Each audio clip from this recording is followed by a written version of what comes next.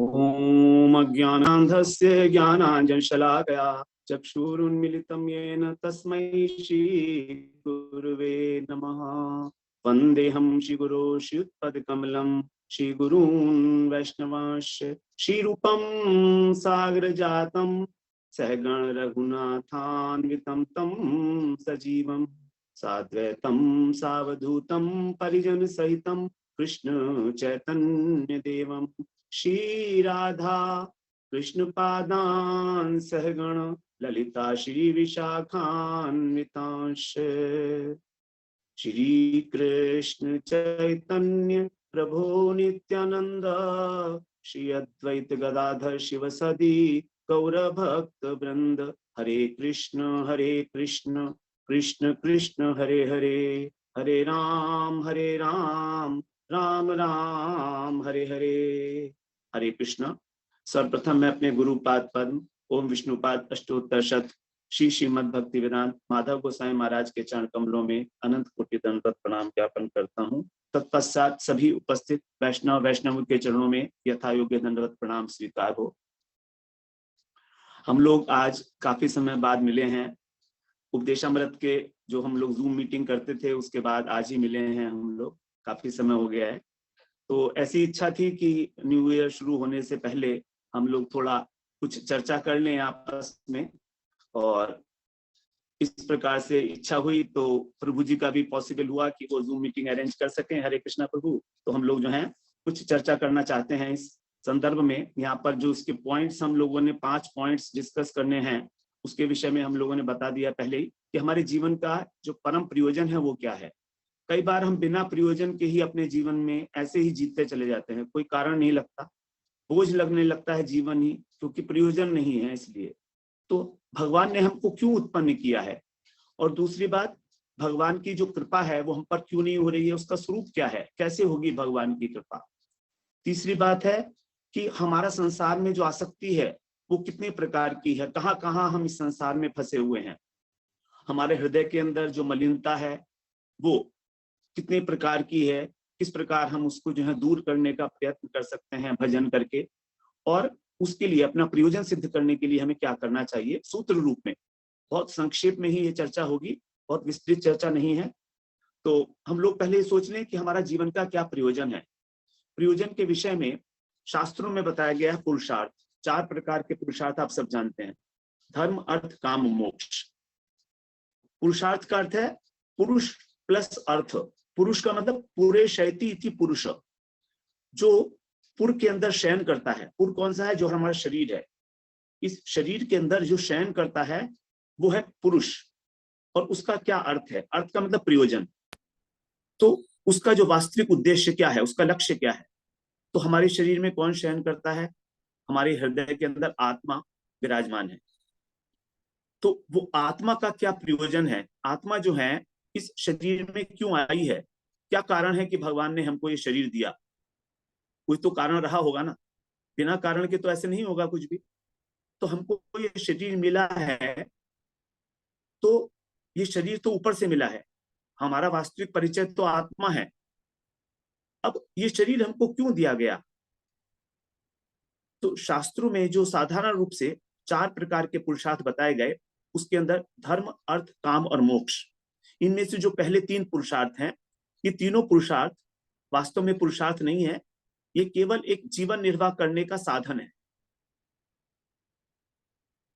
देखिए दो चीजें होती हैं, एक तो होता साधन और एक होता साध्य। तो धर्म अर्थ काम ये साध्य नहीं है, ये साधन है मोक्ष को प्राप्त करने का। मोक्ष जो है वास्तविक पुरुषार्थ है हमारा। तो धर्म अर्थ काम जब हम इनमें प्रवृत्त होते हैं तब हमको उस मोक्ष की उपलब्धि है। अब ये चीज है, धर्म का मतलब है वर्णाश्रम धर्म। शास्त्रों हमारे वर्ण और आश्रम के अनुसार जो अनेक प्रकार के हमारे कर्तव्य कर्म निर्धारित किए गए हैं, ब्राह्मण क्षत्रिय वैश्य शूद्र सबका अलग अलग कर्म है। इसी प्रकार से ब्रह्मचारी गृहस्थ वानप्रस्थ और सन्यासी, उनके भी सबके अलग अलग धर्म है, कर्तव्य हैं। तो इन सब कर्तव्यों का पालन करना, अब इन सब कर्तव्यों का पालन करके क्या होगा? हमको अर्थ की उपलब्धि होगी। जैसे वैश्य का कार्य है कृषि गौरक्ष वाणिज्यम गीता में भी भगवान ने बताया है। ब्राह्मण का कार्य है अध्ययन अध्यापन करना, यज्ञ कराना। जो क्षत्रिय है उसका कारण है रक्षा करना प्रजा की। शूद्र का काम है सेवा करना। तो इन सब कार्य करके हमारे को अर्थ की उपलब्धि होगी।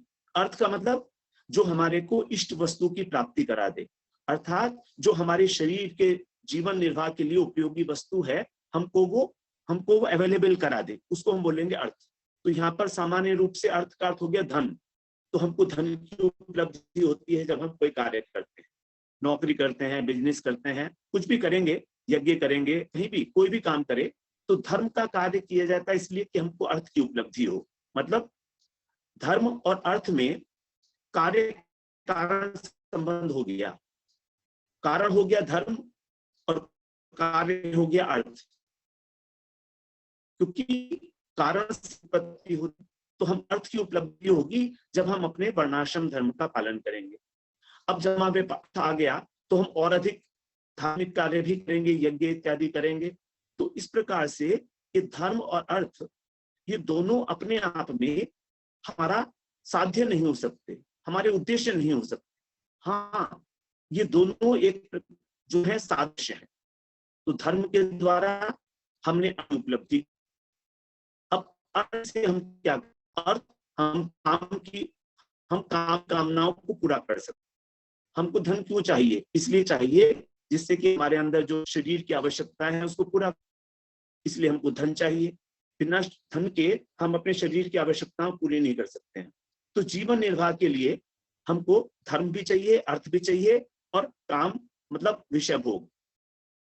अब ये विषय भोग जब हम अर्थ हमारा बढ़ता चला जाता है, पैसा हम बहुत कमाने लगते हैं, तो धीरे धीरे हमारी जो कामनाएं हैं वो बढ़ती चली जाती। धीरे धीरे हमारी कामनाएं बढ़ती चली जाएंगी, हमको ये भी चाहिए, हमको ये भी चाहिए, यहाँ तक कि हम स्वर्ग की भी कामना करने लगे। बड़े बड़े यज्ञ कराएंगे तो हमको स्वर्ग मिलेगा, बड़े बड़े हम धर्मशालाएं बनवाएंगे, पुण्य के काम करेंगे, जिसको इष्टापूर्त बोलते हैं।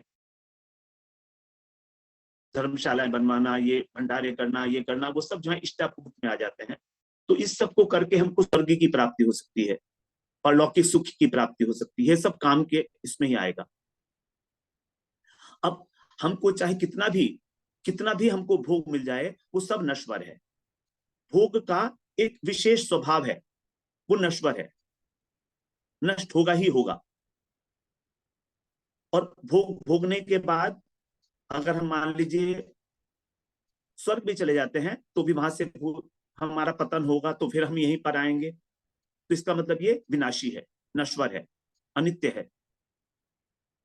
तो धर्म, अर्थ और काम ये तीनों ही इस जीवन यात्रा में हमारे सहयोगी तो हैं, हमारे साधन तो हैं, लेकिन साध्य नहीं हो सकते। लेकिन प्रायः हम ऐसा सोचते हैं और ऐसा होता भी है कि हम केवल धर्म, अर्थ, काम को ही अपना उद्देश्य बना लेते हैं जीवन का, और इसके बाद चौथा जो पार्ट है उसके विषय में कभी चिंता ही नहीं करते। तो धर्म, अर्थ, काम ये त्रिवर्ग है, विशेष साइकिल इसको बोलते हैं। क्योंकि जितना अधिक कामनाएं होंगी हम अर्थ उपार्जन करेंगे, उतना अधिक धार्मिक कार्य करेंगे, अपना कर्तव्य पालन करेंगे, उससे अर्थ मिलेगा, उससे कामनाएं, विशेष सर्किल है, घूमते रह जाएंगे। और हम इसी के अंदर घूमे हुए हैं, इस त्रिवर्ग के अंदर ही। हम चौथे वर्ग की ओर तो भूल कर भी नहीं देखते। लेकिन कभी कभी ऐसा कोई सौभाग्य हमारा उदय हो जाता है कि हमारे अंदर जिज्ञासा उत्पन्न होती है कि बस एनफ इज एनफ, बस बहुत हो गया, अब तो हमें अपनी चिंता करनी चाहिए, थोड़ी सी परमार्थिक चिंता कि हमारा मृत्यु के बाद क्या होगा। तब हमारे अंदर जब ये जिज्ञासा उत्पन्न होती है तब हम लोग मोक्ष की ओर अग्रसर होते हैं। तो यहाँ पर धर्म, अर्थ और काम ये तीनों ही जीवन यात्रा में सहयोगी हैं, जीवन की रक्षा करते हैं। लेकिन अल्टीमेटली जो पुरुषार्थ है वो होगा मोक्ष, परम प्रयोजन होगा मोक्ष। उसको प्राप्त करने के लिए ये सारी गतिविधियां की जा रही हैं। क्योंकि हमारी जो आत्मा है वो सत्यचित आनंद स्वरूप है, अर्थात उस आत्मा का जो अर्थ है, उसका जो प्रयोजन है, जो उद्देश्य है, वो भी उसी प्रकार का होना चाहिए। तो आत्मा का उद्देश्य अपने शरीर को संतुष्ट करना, इंद्रियों को संतुष्ट करना, नश्वर पदार्थों को प्राप्त करना नहीं हो सकता। तो जो हमारा प्रयोजन है आत्मा का, वो ऐसा होना चाहिए जो आत्मा के साथ सजातीयता हो, जिस तो आत्मा क्योंकि सत्यचित आनंद स्वरूप है, तो वो जो हमारा प्रयोजन है, जो हमारा लक्ष्य है, वो भी इसी प्रकार हमारा लक्ष्य नित्य नित्य होना चाहिए और आनंदमय होना चाहिए। अब मोक्ष की अनेक अनेक प्रकार से परिभाषाएं दी गई हैं शास्त्रों में। यदि हम निर्विशेष ब्रह्म ज्ञान की बात करें तो, या कर्म मीमांसा की बात करें पहले, जो कर्म मीमांसा 6 प्रकार के हमारे शास्त्र हैं, पूर्व मीमांसा, उत्तर मीमांसा, न्याय, वैशेषिक न्याय, उसके बाद पतंजलि योग और सांख्य योग, ये 6 प्रकार के शास्त्र हैं। तो इसमें जो पूर्व मीमांसा है ये कर्म कांड है, और जो न्याय है वो भी 2 प्रकार का है। तो इनके अनुसार दुखों की आत्यंतिक निवृत्ति को मोक्ष कहा गया है। दुखों की आत्यंतिक निवृत्ति, उनका ऐसा मानना है कि संसार के अंदर दुख है, उस दुखों से जब हम आत्यंतिक रूप से मुक्त हो जाते हैं तो वही मोक्ष है। लेकिन क्या यह हमारा अंतिम लक्ष्य हो सकता है? ये तो ऐसा ही हुआ जैसे कि एक रोगी है या वो दर्द में करहा रहा है और हमने उसको एनेस्थीसिया का इंजेक्शन लगा दिया, तो उसका जो दुख था वो नष्ट हो गया, लेकिन उसको सुख की उपलब्धि नहीं हुई, आनंद की उपलब्धि तो हुई नहीं। तो ये तो केवल एक नकारात्मक उपलब्धि हुई, एक नकारात्मक उपलब्धि, कुछ मिला नहीं, लेकिन जो दुख हो रहा था वो नष्ट हो गया। तो संसार के दुख, आधिदैविक, आधिभौतिक और आध्यात्मिक जो ताप हैं, उनसे मुक्त होना ही हमारा उद्देश्य नहीं हो सकता, ये बिल्कुल निश्चित बात है। हमारी आत्मा का पोषण ही करेगा, क्योंकि आत्मा आनंद स्वरूप है। आत्मा आनंद स्वरूप है, तो आत्मा को किसी ना किसी प्रकार रस की, आनंद की उपलब्धि होनी चाहिए, कुछ एक्स्ट्रा, समथिंग एक्स्ट्रा, तभी हम उसको उपलब्धि कहेंगे। दूसरी एक विचारधारा मोक्ष के विषय में जो है वो है सायुज्य मोक्ष की। निर्विशेष ब्रह्मज्ञानी और योगी, अष्टांग योगी जिसके लिए प्रयत्न करते हैं, ब्रह्म सायुज्य और परमात्मा सायुज्य, अर्थात हम ब्रह्म में लीन हो जाएंगे, परमात्मा में लीन हो जाएंगे। इस प्रकार की जो सोच है उसके अंदर क्या है, वो बोलते हैं मोक्ष की परिभाषा के विषय में, हित्वा अन्यथा रूपम स्वरूपेण व्यवस्थिति। हित्वा माने छोड़कर, अन्य रूपम माने इस संसार, इस शरीर में आसक्त होना, इसको छोड़कर, और स्वरूपेण व्यवस्थिति, अपनी आत्मा में ही स्थित हो जाना, अर्थात आत्म साक्षात्कार। तो जिस आत्म अनात्म विवेक के द्वारा व्यक्ति जो है ज्ञान वैराग्य का अवलंबन करके, और भी बहुत लंबी प्रक्रिया है ज्ञान मार्ग में और पतंजलि मार्ग में, योग दर्शन के अंदर, तो उसके द्वारा जो साधक है वो अपनी आत्मा में स्थित तो हो जाता है, क्योंकि वो आत्मा को भूल गया था, वो भूल गया था कि मैं आत्मा हूं। अब उसको ये तो समझ में आ जाता है कि वो आत्मा नहीं है, वो आत्मा है, वो शरीर नहीं है। लेकिन इससे भी क्या इससे हमारा कुछ भला होगा? क्या सोचिए, जैसे ये तो ऐसा हुआ जैसे कि मान लीजिए मेरे पास एक वस्तु थी और वो खो गई।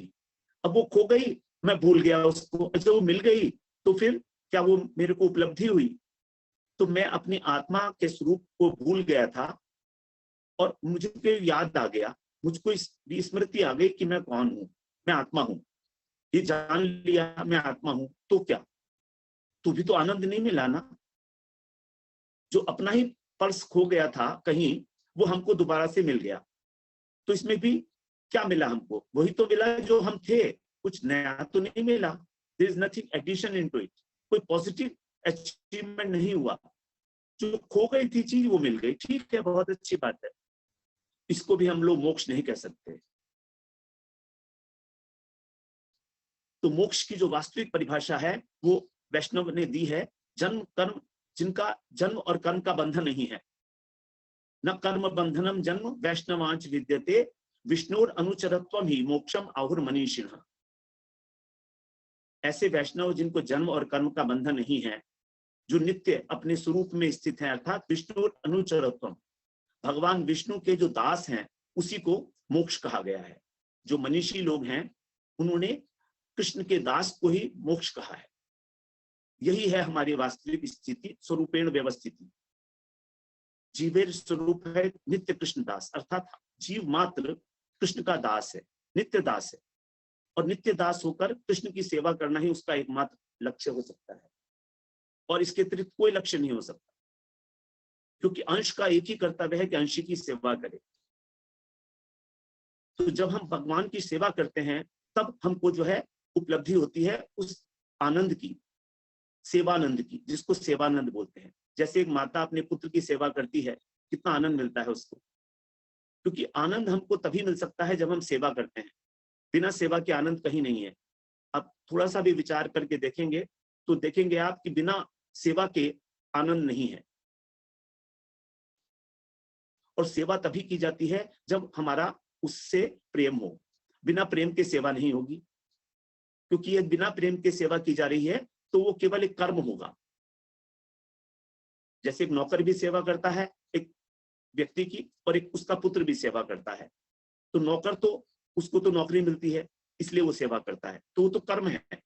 लेकिन पुत्र क्योंकि उससे प्रेम करता है अपने पिता से, इसलिए सेवा करता है। तो सेवा के लिए प्रेम की आवश्यकता है। इसका मतलब हमारा जो परम पुरुषार्थ है वो केवल प्रेम ही है, और इसके अतिरिक्त कोई पुरुषार्थ हमारा नहीं हो सकता। हमारा कोई प्रयोजन नहीं हो सकता कृष्ण प्रेम के अतिरिक्त।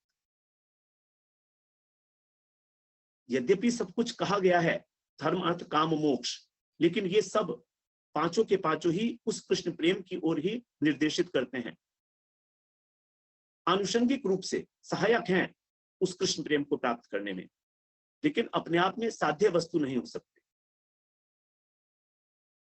तो यदि हम ये समझ लेते हैं कि हमारे जीवन का प्रयोजन कृष्ण प्रेम है, तो एक हमारी बहुत बड़ी समस्या हल हो जाती है। फिर हम केवल एक ही काम करेंगे, उस प्रेम को प्राप्त करने के लिए प्रयत्न करेंगे, इच्छा करेंगे, क्योंकि उस प्रेम को प्राप्त किए बिना कभी कुछ मिला ही नहीं किसी को। अब यही प्रश्न जो है भागवत के अंदर पद्म पुराण में शौनक जी पूछते हैं सूत जी से, कृष्ण प्राप्ति करम शाश्वत साधनम तत् वधाधुना। अब आप हमें किस प्रकार से कृष्ण प्रेम की प्राप्ति हो वो साधन हमें बताइए। सूत जी से श्रीमद् भागवत पुराण के महात्म्य में ये आता है कि शौनक जी पूछते हैं सूत जी से कि जो शाश्वत मतलब नित्य हमारे को कृष्ण की प्राप्ति करा दे वो आप साधन हमें बताइए। तो सूत जी उत्तर देते हैं, मेरे रे भगवत रूपम शास्त्रम भागवतम कलौ पठनात् श्रवणात् सद्यो वैकुंठ फलदायकम। मैं ऐसा मानता हूं कि श्रीमद् भागवत पुराण भगवत रूप है, क्योंकि भागवत के 12 स्कंध जो हैं वो भगवान के ही अवयव हैं,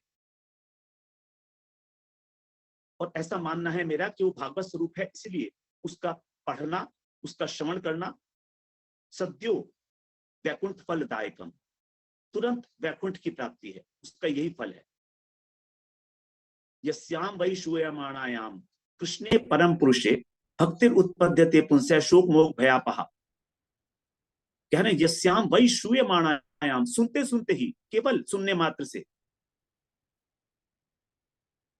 कृष्ण परम पुरुष है, जो कृष्ण परम पुरुष हैं उसमें भक्ति उत्पद्यते पुंसः, मनुष्य के अंदर भक्ति की उत्पत्ति हो जाती है, और शोक मोह भय इत्यादि वो सब नष्ट हो जाते हैं। यस्याः श्रुति मात्रेण श्रवण मात्रेण मुक्ति कर्फ तले स्थिता। केवल श्रवण मात्र से मुक्ति हाथ में आ जाती है हमारे। और यस्याम श्रवण मात्रेण हरिश्चित्तम समाश्रयेत, भगवान हमारे हृदय के अंदर विराजमान हो जाते हैं। ये महिमा है श्रीमद् भागवत पुराण की। केवल एक ही शास्त्र है जो कृष्ण प्रेम दे सकता है। हमारे पास अनेक शास्त्र हैं, ज्ञान वैराग्य के बहुत शास्त्र हैं। तभी महाभारत, तभी कृष्ण द्वैपायन महर्षि वेदव्यास जी ने इस 18वें पुराण की रचना की, जिसको पुराण शिरोमणि कहा जाता है। वेद हैं, उपनिषद हैं, मीमांसा हैं, दर्शन शास्त्र हैं, अनेक अनेक पुराण हैं, उप पुराण हैं, लेकिन श्रीमद् भागवत पुराण वो उसको कहा गया भागवत शिरोमणि। तो कृष्ण प्रेम की प्राप्ति करना ही हमारे जीवन का एकमात्र लक्ष्य है, और उसको प्राप्त करने का सबसे सरल सा उपाय है श्रीमद् भागवत पुराण। जब हम उसका श्रवण करते हैं, उसका अध्ययन करते हैं, श्रवण सुपठन विचारण पढ़ो भक्त्या विमुच्य नरः, भागवत के अंदर ही जो मंगलाचरण है उसमें आया है। श्रवण अर्थात सुनते हुए, सुपठन सुपठन का मतलब है सुष्ठु रूप से उसको पढ़ाई करना, पढ़ना, अध्ययन करना, और फिर विचारण पर हो, जो उसके ऊपर विचार करता है, मनन करता है, ऐसा जो परायण व्यक्ति है, उस अर्थ चिंतन के परायण है, वो उसको कह रहे हैं कि वो मुक्ति प्राप्त कर लेता है, उसको जो है उसका कल्याण हो जाता है। कल्याण होना एक बात है, हमें कल्याण नहीं करना अपना, हमको कृष्ण प्रेम की उपलब्धि करनी है, क्योंकि मुक्ति तो जो है और साधनों से भी मिलती है, ज्ञान वैराग्य से भी मिलती है, लेकिन भगवान को भक्ति जितनी प्रिय है उतनी कुछ नहीं है, क्योंकि भक्ति को कहा गया है वो भगवान की अपनी प्रिया है, भगवान की अपनी प्रिया है वो भक्ति देवी। भगवान ने उद्धव से कहा है 11वें स्कंद में,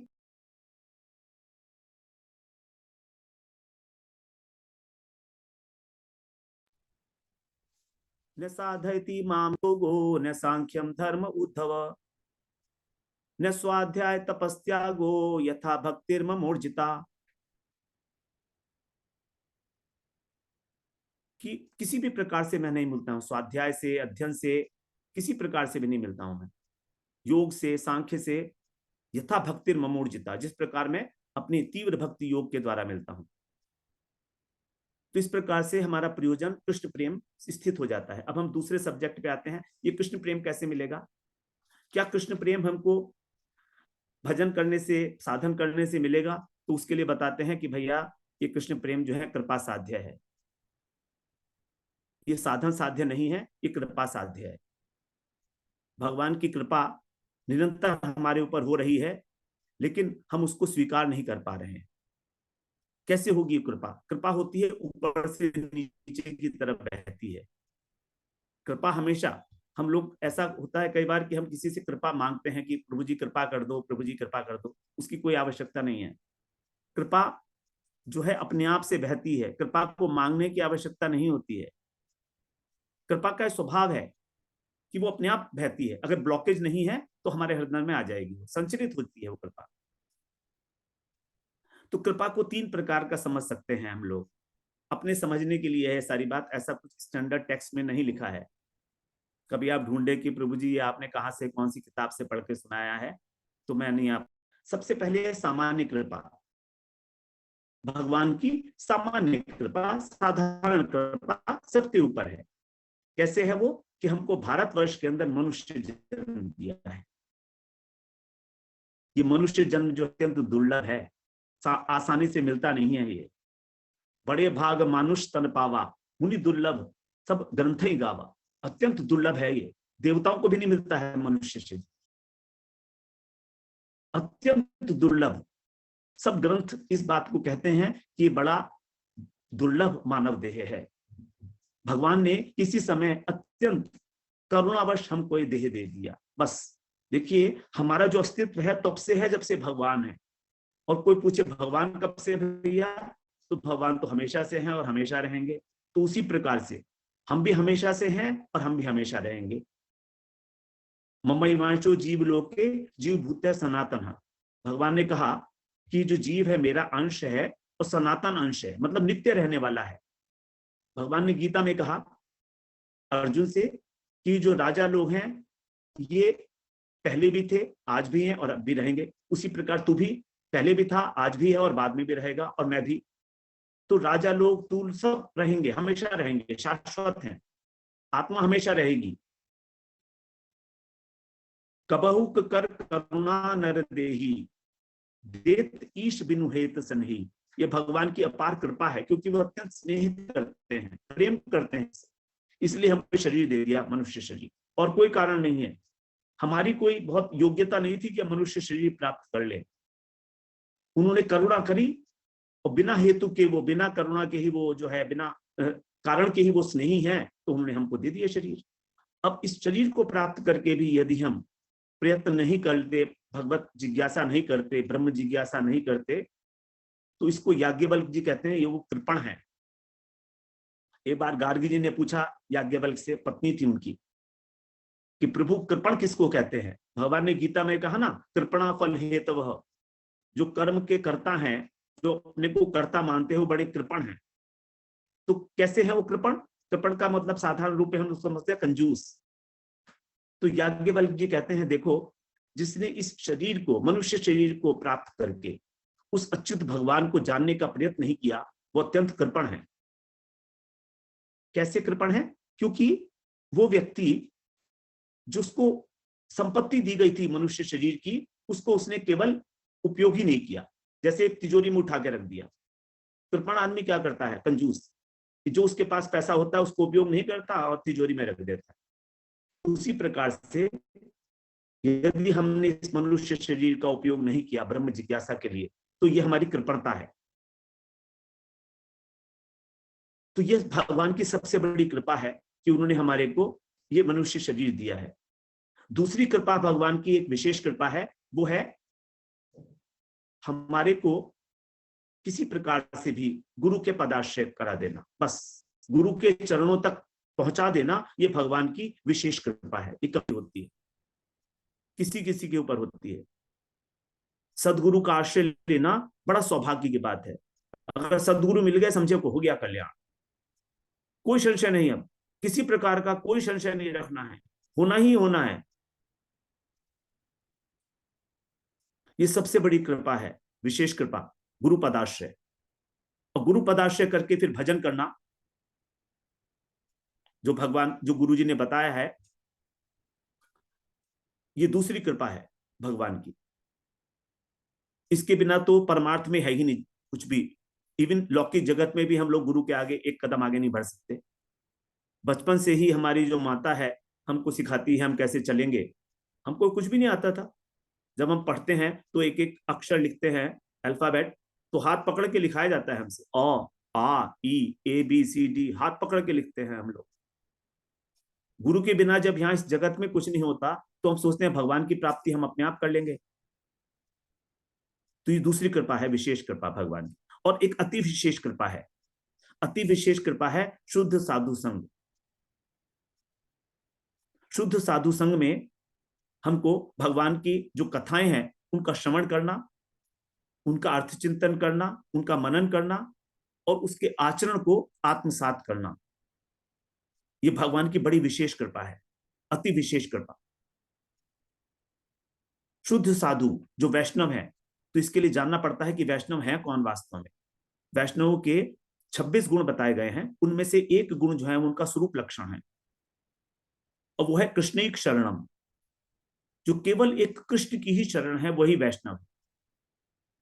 जिसने विष्णु मंत्र में दीक्षा ले ली है और केवल विष्णु के परायण है, सभी अन्य देवी देवताओं को छोड़कर, वही वैष्णव है और कोई वैष्णव नहीं, अन्यथा सब अवैष्णव है।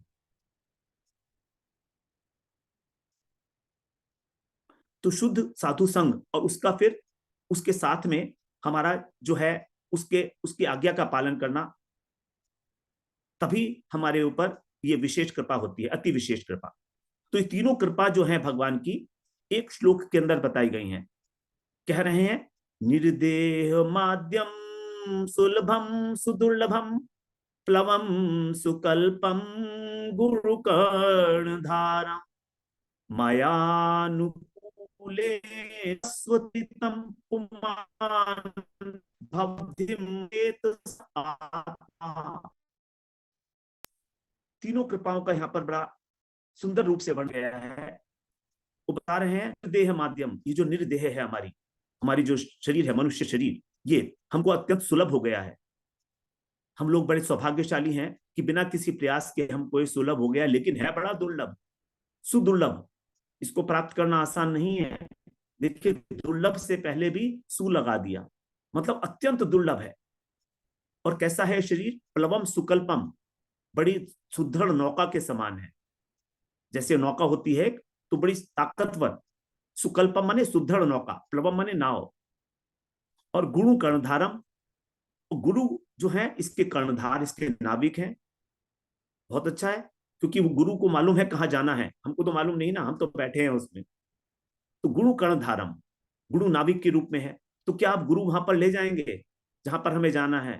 तो कह रहे नहीं, अभी नहीं ले जा सकते गुरु भी, जब तक मयानुकूल नभस्व तेरे तंपमान। मयानुकूल, जब तक अनुकूल वायु नहीं मिलेगी तब तक गुरु भी नहीं ले जा पाएंगे वहां तक, आपको लक्ष्य तक। जैसे मान लीजिए नाव है और हमारी वायु चल रही है दक्षिण की ओर, हमें जाना उत्तर की ओर है, नहीं, हाँ कुछ भी समझ लीजिए, तो अगर विपरीत दिशा में वायु चल रही है तो गुरु भी नहीं ले जा पाएंगे। तो अनुकूल वायु चलनी चाहिए। अब वो अनुकूल वायु कह रहे हैं भगवान, माया अनुकूल है, ये भगवान कह रहे हैं स्वयं, माना माया अनुकूल है, मेरे अनुकूल वायु। जब मेरे अनुकूल वायु मिलती है तो जब तीन चीजें तुमको मिल गई, एक को मिल गई कृपा, सामान्य कृपा, एक मिल गई विशेष कृपा, एक मिल गई अति विशेष कृपा, अर्थात मनुष्य का शरीर, गुरु कर्णधार और साधु का संग। ये नभस्व, ये मयानुकूल है, नभस्व क्या है, ये है साधु संग, शुद्ध साधु संग। तो यदि तीन चीजें मिल गई तो भी यदि व्यक्ति भवाब्धि न तरेत, यदि इस भवसागर से पार नहीं होता है, तो उसको बोल दिया गया स आत्मा, वो अपने आत्मा का हत्यारा है। ऐसा होकर भी, या देखिए ना, भगवान कह रहे हैं ये बात, माया अनुकूल नभस्व, ये सबसे इंपॉर्टेंट बात है। हमको शरीर भी मिल गया, हमने गुरुजी भी कर लिए, लेकिन अनुकूल वायु नहीं मिल रही है हमको। ये अनुकूल वायु कहां से मिलेगी? ये अनुकूल वायु मिलेगी जब हम शुद्ध साधु संग करेंगे। बड़ी महिमा है साधु संग की। हमारे पास यहाँ तो सब्जेक्ट नहीं है हमारा विस्तार में जाने का। तो ये अति विशेष कृपा है शुद्ध साधु संग। साधु कौन?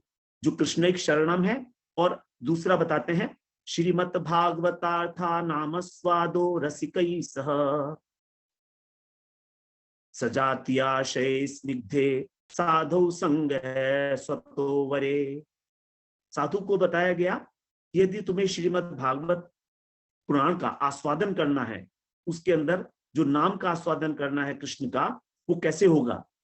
जब उस साधु में तीन गुण होंगे, उस वैष्णव में तीन गुण होंगे। कौन सा? सजातीयता, आपके भाव वाला हो, अर्थात आप तो कृष्ण भक्त हो और वो तो कोई देवी भक्त है, कोई शंकर भक्त है, कोई राम भक्त है। राम भक्त भी यहाँ पर नहीं चलेगा भागवत, क्योंकि कृष्ण परक जो है ग्रंथ है। यहाँ पर तो कृष्ण की महिमा को जो है उठाकर बताया गया है, तो उसी प्रकार की कोई अवज्ञा नहीं है यहाँ पर। लेकिन सजाती आशय, जिस, और कृष्ण भक्त भी वो हो जो आपके ही भाव वाला हो। अर्थात यदि कोई वात्सल्य रस का उपासक है, वात्सल्य रस का उपासक है, तो वो अगर मधुर भाव के उपासक को वो क्या देगा? वो नहीं दे सकता। हाँ, मधुर भाव का उपासक है तो वात्सल्य भाव वाले को दे सकता है, क्योंकि मधुर रस के अंदर सारे भाव आ जाते हैं। 5 प्रकार के जो रस हैं, शांत रस, दास्य रस, सख्य रस, वात्सल्य रस और मधुर रस। तो मधुर रस वाला जो है वो तो सब रस की उसके अंदर समाविष्ट है, लेकिन जो दास्य भक्त है वो मधुर रस की बात नहीं कर सकता। तो इस प्रकार से जो सदाती आशय वाला है, नंबर 1। नंबर 2, स्निग्ध, बड़ी इंपॉर्टेंट बात है, जिसका हृदय आपके लिए परेशान हो, व्यग्र हो कि किस प्रकार से मैं इसका भला कर दूं, कैसे कर दूं, कैसे अपना जो कुछ भी है सब कुछ इसको दे दूं मैं। इतना स्निग्ध, इतना कोमल हृदय, इतना कोमल हृदय आवश्यक है उसके अंदर। क्योंकि यदि मान लीजिए वो कोमल हृदय नहीं है, कठोर हृदय है, तो आपको उसके संग से कुछ मिलने वाला नहीं है, वो देगा नहीं आपको कुछ। वो तो सिद्ध है लेकिन कुछ देगा नहीं, दे नहीं पाएगा, क्योंकि स्निग्ध नहीं है। और स्वतोवरी, अपने से श्रेष्ठ हो, ये 3 बातें उसमें होनी चाहिए, तभी हमारा विशेष कृपा हमको मिलती है और साधु संग होता है। और साधु संग में यहाँ फिर हम श्रीमद् भागवत पुराण का श्रवण करके, अर्थ चिंतन करके कृष्ण प्रेम की प्राप्ति के लिए प्रयत्न कर सकते हैं। हमारे को जो कृपा मिलती है भगवान की, वो उसको अनुभव करने की शक्ति कैसे आए? कृपा तो होती है, हो रही है, लेकिन हम नहीं कर पा रहे उसको अनुभव। कारण इसका एक ही समझिएगा, एक ही कारण है इसका, और वो है उत्कंठा। 2 चीजें समझिए, उत्कंठा और भजन में प्रयास। इनके अनुरूप ही हमारे हृदय के अंदर भगवान की कृपा जो है संचरित होती है और हमको अनुभव करने की शक्ति प्राप्त होती है। यदि हमारी भजन में उत्कंठा है कि और करूं और करूं और करूं, और प्रयास भी कर रहे हैं साथ साथ निरंतर, तब हमको कृपा का अनुभव होगा, अन्यथा कृपा का अनुभव नहीं होगा। ये मैं जो भी आपसे कह रहा हूं वो कुछ कुछ जो है अनुभव के आधार पर है, कुछ प्रभु जी से श्रवण किया है बस। तो इस प्रकार से ये उत्कंठा जो है भगवत प्रेम को प्राप्त करने की, ये हमको हमारे प्रयोजन के बहुत पास में ले जाती है। अब हम कृपा को जो है नहीं अनुभव कर पाते, इसके लिए बताते हैं कि हमारी जो 3 प्रकार की आसक्तियां हैं संसार में जो हम लगे हुए हैं, वो 3 प्रकार की मुख्य रूप से आसक्तियां हैं। हृदय की दुर्बलता कहिए, उसको जो भी कहिए। एक तो है वित्तेषणा, एक पुत्रेषणा और लोकेषणा। वित्तेषणा का मतलब धन, हमको धन और अधिक और अधिक और अधिक। ये धन की जो लिप्सा है कभी खत्म नहीं होती और होगी भी नहीं, चाहे हमको स्वर्ग का राज्य मिल जाए। इंद्र की लिप्सा क्या खत्म हो गई? नहीं हुई। इंद्र भी सोचता है कि मैं ब्रह्मा बन जाऊं। कभी लिप्सा पूरी होगी ही नहीं धन की, वैभव की, ऐश्वर्य की। क्योंकि कारण क्या है? कारण यह है कि भगवान षड ऐश्वर्य है। हमारी आत्मा जो है वो हमेशा अतृप्त रहेगी जब तक हम उस भंडार को प्राप्त नहीं करेंगे, ऐश्वर्य के भंडार को। तब तक हम अतृप्त रहेंगे, तो हमेशा बढ़ती जाएगी, इसमें हम कुछ कर नहीं सकते। तो फिर क्या करें भैया? तो इसके लिए बताता है कि हमको दान करना है, यज्ञ करना है, जो सेवा करनी है अपने धन के द्वारा। उससे हमारी जो धन के अंदर आसक्ति है वो कम होती है। तो किसी भी चीज को जो हम दे देते हैं, उस चीज से हमारी जो है मुक्ति होने लगती है। बड़ी आसान बात है ये। अगर कोई चीज हमको छोड़नी है तो आप उसी चीज को देना शुरू कर दीजिए लोगों को, बस उसकी आसक्ति छूट जाएगी। ये बड़ा गूढ़ सिद्धांत है। दूसरा है पुत्रेषणा, संसार की आसक्ति, पुत्र की, परिवार की, पत्नी की, माता पिता, धन, धन नहीं, घर इत्यादि जो भी है, हमारा बैंक बैलेंस, वो सब इसमें आ जाएगा। बैंक बैलेंस तो आ चुका ऊपर पुत्रेषणा में। तो पुत्रेषणा मतलब परिवार की जो आसक्ति, कौटुंबिक मोह जो अर्जुन को भी हुआ था। तो ये जो ऐषणा है कैसे शांत होगी हमारी? ये जो हमको विषय भोग मिल रहे हैं, परिवार से हमको विषय भोग भी आ जाएंगे उसके अंदर। तो जो हमको मिल रहा है उसको अनिच्छा पूर्वक स्वीकार करते हुए, ये अनिच्छा पूर्वक स्वीकार करते हुए, ऐसा मानते हुए कि देखो मेरे जीवन का उद्देश्य तो भगवत प्रेम है, लेकिन ये कितनी कितनी मेरे लिए जो है शोचनीय बात है, धिक्कार है मेरे ऊपर कि मैं अभी तक अपना प्रयोजन फिक्स करके भी और उसमें लगा नहीं हूं, और साधारण इस घर के अंदर आसक्त हो रहा हूं, विषय भोग में आसक्त हो रहा हूं। क्योंकि विषय भोग को छोड़ना आसान तो नहीं है, इसीलिए अनासक्ति पूर्वक उनका भोग करना है, तिरस्कार पूर्वक उनका भोग करना है, अपने को धिक्कार करते हुए उनका भोग करना है। ध्रुव महाराज को भगवान ने 36,000 वर्ष का राज्य दिया था, तो उसमें कहा था, तो उसमें बताते हैं कि उन्हें किस प्रकार से राज्य का सुख होगा, तिरस्कार पूर्वक। तो इस प्रकार से उन विषयों को भोग कर उन्होंने अपने पुण्यों का क्षय कर लिया। हमारे जो पाप और पुण्य हैं उनको 2 प्रकार से नष्ट किया जाता है।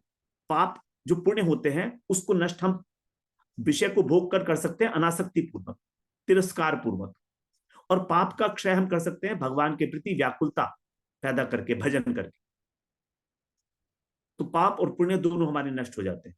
तो भजन से हमारे पाप नष्ट होते हैं और पुण्य हमारे तिरस्कार पूर्वक, अनिच्छा पूर्वक, अनासक्त होकर विषय भोग करने से, जो प्रारब्ध से अपने आप ही मिल गए हैं, हमें कुछ उसमें करना नहीं है, जो अपने आप मिल गए हैं, स्वयं उपलब्ध हैं उन भोगों को भोगते हुए।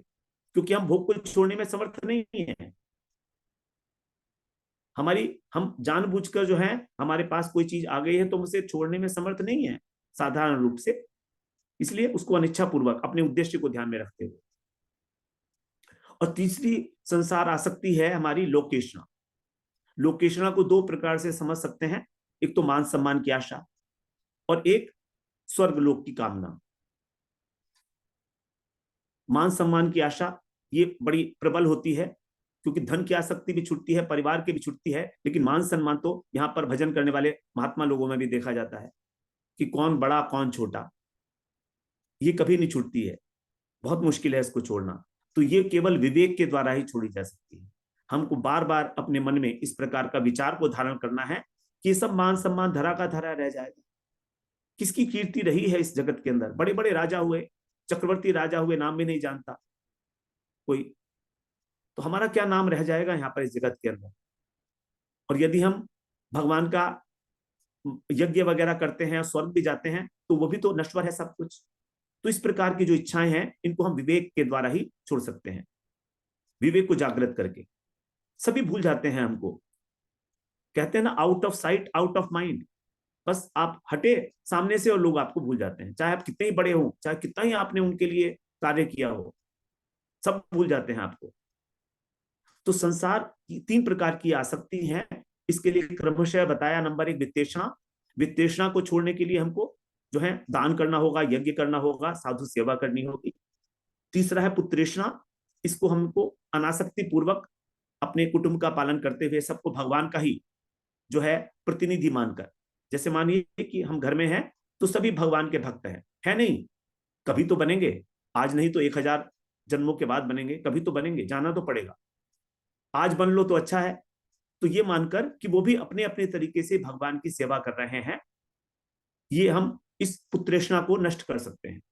और लोकेषणा जो है विचार पूर्वक मनन करने से कि सब कुछ नश्वर है, सब कुछ यहीं कहीं रह जाने वाला है, कुछ साथ नहीं जाता, केवल भजन ही साथ जाता है। इस प्रकार से हम 3 प्रकार की सांसारिक आसक्ति को जो है शांत करने का प्रयास कर सकते हैं, शिथिल करने का। फिर आगे बताते हैं अगला अगला जो हमारा पॉइंट है डिस्कस करने का, अंतःकरण की मलिनता। अंतःकरण में 3 प्रकार की मलिनता शास्त्रों में बताई है, उसको भी हम श्रवण कर लें। मल, विक्षेप और आवरण। साधारण रूप से मल, विक्षेप और आवरण, सभी प्रकार की मलिनता इसमें आ जाएगी। मल का मतलब है पाप, पूर्व जन्मों के जो पाप हैं, अनेक अनेक जन्मों के हमसे पाप किए गए हैं, तो वो सब वो कैसे शांत होंगे, कैसे नष्ट होंगे? भजन करने से। एक ही तरीका है। तो हमें स्वयं ही अपने पापों को नष्ट करना होगा भजन करने के, भजन करके।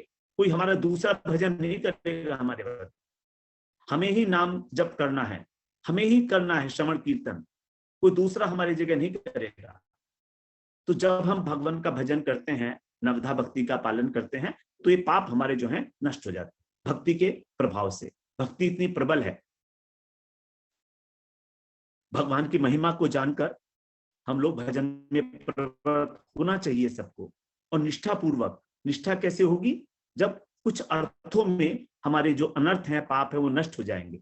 तो इसके लिए निष्ठा के लिए बताया है, नष्ट प्रायेषु अभद्रेषु नित्यम भागवत सेवया भगवती उत्तम श्लोके भक्तिर्भवती नैष्ठिकी। भागवत में बताया है कि हमारे जो अभद्र हैं वो अधिकांश रूप से नष्ट हो जाते हैं, जो पाप है हमारे। कैसे? नित्यम भागवत सेवया। जब हम भागवत की सेवा करते हैं नित्य निरंतर। भागवत 2 प्रकार के गुरुजी बताते हैं, एक है ग्रंथ भागवत और एक है भक्त भागवत। ग्रंथ भागवत जो श्रीमद् भागवत पुराण है, उसको जब हम किसी वैष्णव के मुख से, साधु के मुख से, जो शुद्ध है, शुद्ध भक्ति की धारा में है, जब हम उनको श्रवण करेंगे तो हमारे पाप नष्ट हो जाएंगे। तो नित्यम भागवत सेवया भगवती उत्तम श्लोके, भगवान जो है उत्तम श्लोक, उनके अंदर हमारी नैष्ठिक की भक्ति जो है उत्पन्न हो जाती है। इस प्रकार से तो ये हो गया मल। दूसरा है विक्षेप। अब ये विक्षेप जो है, ये का मतलब है कि हमारा जो चित्त वृत्ति है वो बड़ी इधर उधर घूमती है संसार में। तो हम वास्तव में, हमें भगवान से प्रेम करना चाहिए, लेकिन हम हो गए संसार की तरफ। तो भगवान से तो विमुख हो गए, संसार के उन्मुख हो गए, ये उल्टा हो गया। इसको बोलते हैं विक्षेप। ये काम कौन करता है? ये काम करता है माया की विक्षेपात्मिका वृत्ति। माया के 3 अंश हैं, प्रधान, विद्यावृत्ति और अविद्यावृत्ति। एक पूरा चार्ट है हमारा माया का, हम लोगों ने कई बार इसको डिस्कस भी किया है। 3 अंश हैं माया के, प्रधान, विद्यावृत्ति और अविद्यावृत्ति। देखिए, माया के स्वरूप को जानना बड़ा आवश्यक है, क्योंकि बिना माया को जाने हम उस माया से मुक्त कैसे होंगे? ठीक है, हमें मालूम है भगवान की माया दुरत्या है, बड़ी प्रबल है, लेकिन हमें जानकारी तो हो कि कहाँ कहाँ हमको ठगती है। महामोहिनी, महाठगनी है माया। कैसे, किस रूप में हमारे सामने आएगी, हमें पता तो हो कि ये माया है, हम समझ ही नहीं पाते। तो इसके 3 अंश बताए, प्रधान, विद्यावृत्ति और अविद्यावृत्ति। प्रधान के द्वारा तो माया जो है, उससे सारा संसार 24 अवयव प्रकट होते हैं। जब भगवान उसके ऊपर ईक्षण करते हैं तो उससे ब्रह्मांड और हमारा शरीर बनता है 24 तत्वों से। 5 महाभूत, 5 तन्मात्रा, 5 ज्ञानेन्द्रिय, 5 कर्मेंद्रिय, उसके बाद मन, बुद्धि, चित्त और अहंकार। दूसरा जो है विद्यावृत्ति। ये जो माया के अंदर सत्व गुण है उसके द्वारा विद्यावृत्ति प्रकाशित होती है। और तीसरी है अविद्यावृत्ति, जिससे हम अपने स्वरूप को भूल जाते हैं। अविद्यावृत्ति के दो अंश हैं, एक तमोगुणी अंश है और एक रजोगुणी अंश है।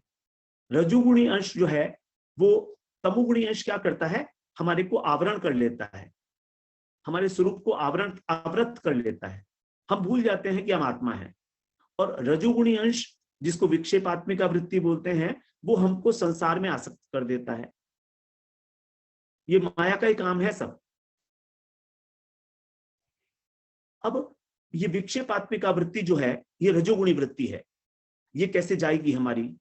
ये जाएगी जब हम शुद्ध भक्त के मुख से निरंतर श्रवण करते हैं, हरि कथा का, सिद्धांतों का श्रवण करते हैं। बताया है कि किस प्रकार से जाएगी। तो जब हम शुद्ध हरि कथा का श्रवण करते हैं उनके मुख से, तो हमारी जो संसार में आसक्ति, जिसको हम लोगों ने पहले कहा वित्तृष्णा, पुत्रेष्णा और लोकेष्णा, यही है विक्षेप। भागवत में बताए संत एवास्य छिन्दन्ति मनोव्यासंगम उक्ति भी। संत जो हैं वही अपनी उक्ति के द्वारा, अपनी प्रबल वाणी के द्वारा हमारी जो मनोव्यासंग, मन के अंदर जो आसक्ति है संसार की, उसको छेदन कर देते हैं, उसको नष्ट कर देते हैं, केवल अपनी वाणी के द्वारा। उनके पास कोई तलवार नहीं होती काटने के लिए, केवल अपनी वाणी से ही उसका छेदन कर देते हैं। निरंतरता यदि उसमें है। संत एवास्य छिन्दन्ति, संत ही, एव कहा ना, एव का मतलब ही, केवल संत ही उसका छेदन कर सकते हैं और कोई उपाय नहीं है। तो मल को हमें अपने आप से करना होगा भजन करते करते। विक्षेप का मतलब संसार में आसक्ति, इसको संत जो है वो उनकी कथा श्रवण करने से, उनका संग करने से प्रकृष्ट रूपेण। और तीसरा है आवरण। ये आवरण है तमोगुणी, जो तमोगुणी वृत्ति थी। तो ये आवरण जो है, इसके लिए हमको चाहिए भगवान की कृपा, गुरु की कृपा। इसमें हम कुछ नहीं कर सकते। तो जब हम भजन करते हैं, जब हमारी संसार आसक्ति दूर हो जाएगी, अंतःकरण निर्मल हो जाएगा, तो ये आवरण तो अपने आप हट जाएगा। इसके लिए कोई प्रयास नहीं करना। जो कृपा है वो यहीं पर बोलते हैं। कृपा ही हमको जो है भगवान की, गुरु की, हमारे स्वरूप का दिग्दर्शन करा देती है। तो आवरणात्मिका वृत्ति जो है, उसके लिए कोई प्रयत्न नहीं है। प्रयत्न है विक्षेपात्मिका वृत्ति को हटाने का और मल को हटाने का, संसार की आसक्ति को हटाने का और अपने पाप। तो भजन कर द्वारा जब साधु संग में भजन किया जाएगा, तब सारी चीजें अपने आप से होती चली जाएंगी, कुछ करना नहीं पड़ता है। शुद्ध अंतःकरण में हमारा अपना स्वरूप प्रकाशित हो जाता है। बड़ा सिस्टम है, एक लॉजिकल सिस्टम है। मेरे को तो ये बड़ा लॉजिकल सा लगता है, एकदम बिल्कुल समझने में। तो जैसा मैंने इसको अपने लिए समझा है, उसी को मैं आपके साथ शेयर कर रहा हूं। ये मैं आपको कोई उपदेश नहीं दे रहा हूं कहीं की किताब से, लेकिन जो मैंने समझा है अपने लिए, एग्जैक्टली बिल्कुल A to Z, जो अपने लिए समझने के लिए मैंने जो सोचा, उसी को मैं आपके साथ बता रहा हूं। इस प्रकार से हम लोग जो हैं अपनी 3 प्रकार के जो अंतःकरण के दोष हैं, मल, विक्षेप और आवरण, इनको नष्ट कर सकते हैं। अब हमारे मल, विक्षेप, आवरण भी नष्ट हो गए। हमारा लास्ट क्या पॉइंट था, एक हमें क्या करना है। ये बड़ी इंपॉर्टेंट बात हो गई। वास्तव में हमें कुछ भी नहीं करना है। हम तो इतनी सारी बात तो कर ही आए ऑलरेडी। अब हम क्या करेंगे इसके बाद? सभी कुछ तो हो गया, लेकिन फिर भी कुछ सूत्र जो हैं वो जीवन में उतार लेने चाहिए। अगर हम कुछ सूत्रों के ऊपर ध्यान दें तो बड़े काम के होते हैं, बड़ा हेल्प करते हैं। शास्त्र बहुत हैं, विचार बहुत हैं और ग्रंथ बहुत हैं अलग अलग प्रकार के, लेकिन हम ज्यादा अधिक में नहीं जा सकते। इतनी हमारी बुद्धि नहीं है कि हम बहुत सारे शास्त्रों का अध्ययन करके ये भी पढ़ लें, ये भी पढ़ लें, ये भी पढ़ लें। कुछ होगा नहीं, ना हो रहा है। तो फिर क्या करें? तो कुछ छोटे से सूत्र पकड़ लीजिए बस। तो मैंने अपने लिए 3 प्रकार के सूत्र पकड़े हैं, जो मैं आपको बता रहा हूं। केवल 3 और ज्यादा नहीं, क्योंकि 3 में याद करना आसान है, 4 में दिक्कत हो जाती है याद करने में। एक बात मैंने और पढ़ी कहीं पर कि परमार्थ में जहां कहीं भी कोई संख्या नहीं होती, तो उसको मान लेना कि वो 3 ही है। अगर कहीं लिखा है कि करोड़ों में ये काम हो रहा है, तो समझ लीजिए 3 करोड़। हजारों में तो समझ लीजिए 1000, 3000। तो तीन की संख्या बड़ी सैक्रोसेंट है परमार्थ में। ब्रह्मा विष्णु महेश, हमारी जो सब कुछ त्रिविद्या है, त्रिवर्ग है, सारी चीजें हैं, ये त्रिवेद हैं, सब तीन तीन है और तीन ही लोक हैं। तो तीन सूत्र क्या है? सबसे पहले भगवत कृपा के ऊपर अटूट विश्वास, ऐसा विश्वास जो हिले ही ना कभी, चाहे कुछ भी हो जाए, चाहे कुछ भी हो जाए, हम नहीं हटाएंगे अपने विश्वास को, अटूट विश्वास। और जब विश्वास होता है तभी हमारी श्रद्धा बनती है। विश्वास का और श्रद्धा का बड़ा घनिष्ठ संबंध है। तुलसीदास जी ने तो बड़ी सुंदर रूप में बताया उसको, रामचरितमानस में कहते हैं, भवानी शंकरौ वंदे श्रद्धा विश्वास रूपिणौ यस्यां विना न पश्यन्ति सिद्धा स्वांत ईश्वर। कि भवानी और शंकर, पार्वती जी और शंकर शिव जी, यही हैं दोनों श्रद्धा और विश्वास का रूप। सती जो है वो तो है श्रद्धा, और शंकर जो है वह विश्वास का रूप। यस्याम बिना न पश्यन्ति, इनके बिना जो सिद्ध लोग हैं उनको कभी अपने हृदय के अंदर भगवान के दर्शन नहीं होते हैं। तो विश्वास हमारा श्रद्धा को बढ़ाता है। यदि हमारा विश्वास हिल गया तो श्रद्धा हिल गई, श्रद्धा हिल गई तो शरणागति नहीं हो सकती। भय रहेगा कि अगर गुरु जी के प्रति मैंने शरणागत हो गया तो पता नहीं गुरु जी मेरा फायदा उठा लेंगे। तो एक बच्चा अपनी माँ के प्रति पूर्ण शरणागत है, उसको कोई चिंता नहीं है, उसका कोई बाल बांका नहीं हो सकता जब तक अपनी माँ के पास है, कि उसने अपना सब कुछ समर्पित कर रखा है अपनी माँ। तो एक शिशु की तरीके से जब हम सब कुछ अपना समर्पित कर देते हैं, शरणागत हो जाते हैं, और शरणागति के लिए बड़ा आवश्यक है विश्वास। इस विश्वास के लिए ही हम लोग अंतःकरण को शुद्ध करने का प्रयत्न करते हैं और भक्ति शास्त्रों का श्रवण करते हैं, महिमा को जानते हैं भगवान की।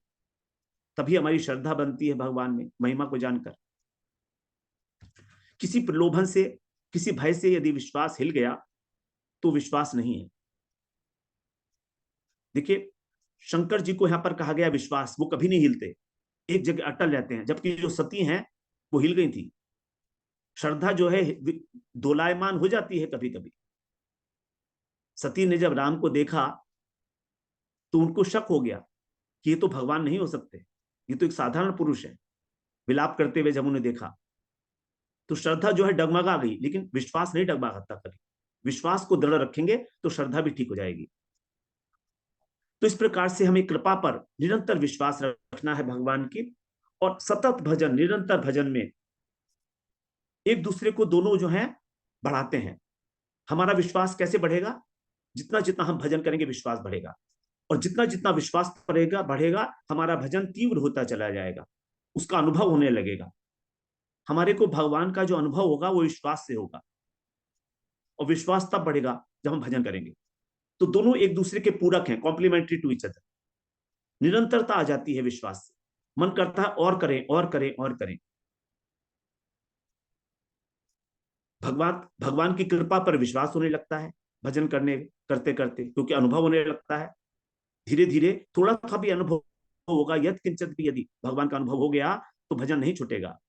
यदि भगवान की महिमा का ज्ञान हो गया तो भजन नहीं छूटता। शिव जी कहते हैं पार्वती जी से, उमा राम स्वभाव जय जाना भजन बिनु ते ही भावना। जिसने राम का स्वभाव जान लिया वो भजन के बिना और कुछ नहीं कर सकता। उमा, करना ही पड़ेगा, होगा ही होगा। तो विश्वास क्यों नहीं होता हमको? इसी कारण कि मलिनता है हमारे हृदय के अंदर। और ये भजन जो है अग्नि की तरह से हमारी इस मलिनता को, हमारे इन पापों को नष्ट करता है। जैसे ज्ञानाग्नि पाप को दग्ध करती है, उसी प्रकार से ये भजन भी दग्ध कर देता है। और साधन का हमको कुछ फल मिले, ये जो चंचलता है मन की, ये भी जरूरी नहीं है। फल तो मिलेगा ही मिलेगा जब साधन कर रहे हैं। 10 मिनट और 15 मिनट और करेंगे हम लोग चर्चा, बस अंतिम पॉइंट चल रहे हैं हमारे, लास्ट पॉइंट से 1 घंटा हो गया है हमें, तो 10 मिनट और करेंगे इस प्रकार से। तो रामचरितमानस में तो तुलसीदास जी बिल्कुल स्पष्ट बोलते हैं, बिनु विश्वास भगति नहीं, ते ही बिनु द्रवही न राम, राम कृपा बिनु सपने हूं, जीवन नहीं विश्राम। कोई विश्राम नहीं मिलेगा जीवन में विश्वास के बिना। इस कृपा का, भगवान की अटूट कृपा के ऊपर विश्वास कि वो कृपा मुझ पे करेंगे ही करेंगे। तो जब हम अत्यंत उत्कंठा के साथ भजन करते हैं तो हमें उस कृपा का अनुभव होने लगता है, जिसकी हमने चर्चा कर ली, विशेष कृपा का, भजन करते करते। एक भरोसो एक बल एक आस विश्वास, एक राम घनश्याम हित चातक तुलसीदास। केवल एक ही भरोसा, एक ही विश्वास, बस कि मेरे तो केवल राम ही है।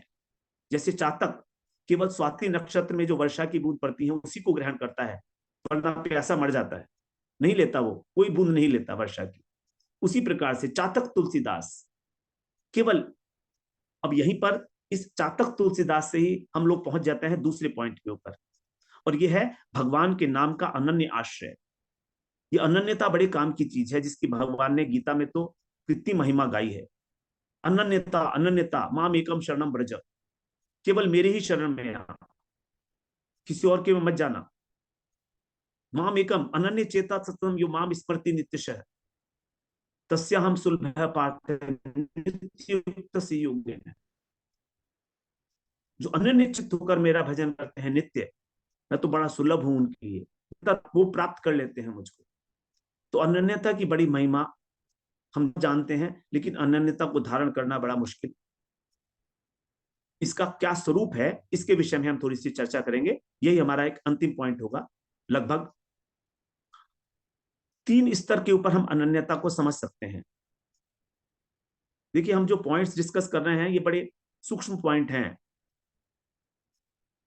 इनको धारण करना पड़ेगा कहीं ना कहीं, तभी हमारे दिमाग में टिकेंगे। तो अनन्यता को हम 3 स्तर के ऊपर समझ सकते हैं। हमारे जो 3 तत्व हैं, संबंध, अभिधेय और प्रयोजन। संबंध के लेवल पर अनन्यता, अभिधेय का मतलब साधन, साधन के लेवल पर अनन्यता, और प्रयोजन के लेवल पर अनन्यता। प्रयोजन के लेवल पर अनन्यता हम लोग डिस्कस कराए हैं, केवल कृष्ण प्रेम ही मेरा प्रयोजन है और इसके अतिरिक्त कुछ नहीं। साधन के स्तर पर, अभिधेय के स्तर पर भी प्रयोजन हमारा क्या है? भक्ति, ज्ञान, कर्म, वैराग्य, इन सबको छोड़कर, तप इत्यादि, व्रत इत्यादि सबको छोड़कर केवल एकमात्र शुद्ध भक्ति को ग्रहण करना, यही वास्तव में अभिधेय है, साधन है।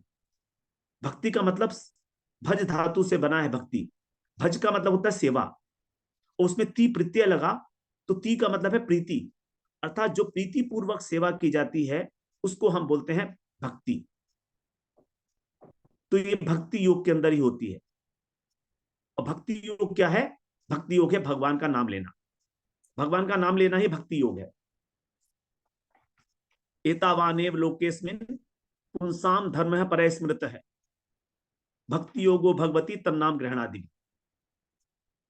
सारी बातों का सार यही है केवल कि इस लोक के अंदर केवल पुरुषों का जो परम धर्म है वो क्या है? भगवान की भक्ति। और भक्ति का मतलब तन नाम ग्रहण आदि भी, उनका नाम, उनका रूप, उनका गुण, उनका कीर्तन लीला, उसका श्रवण कीर्तन स्मरण करना, यही भक्ति है। अब हम आते हैं संबंध के तत्व पर। यहां पर सबसे इंपॉर्टेंट बात हो जाती है, कृष्ण ही मेरे प्राण वल्लभ है, मेरा उन्हीं से संबंध है, मेरा संबंध उन्हीं से है, चाहे हम वो मेरे स्वामी हो, चाहे मेरे सखा हो, चाहे मेरे पुत्र हो, चाहे मेरे प्रियतम हो,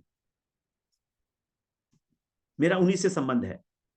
अपने प्रभु का होकर सारे संसार को भूल जाना, प्रपंच को, इतनी तन्मयता, जहां देखो केवल कृष्ण।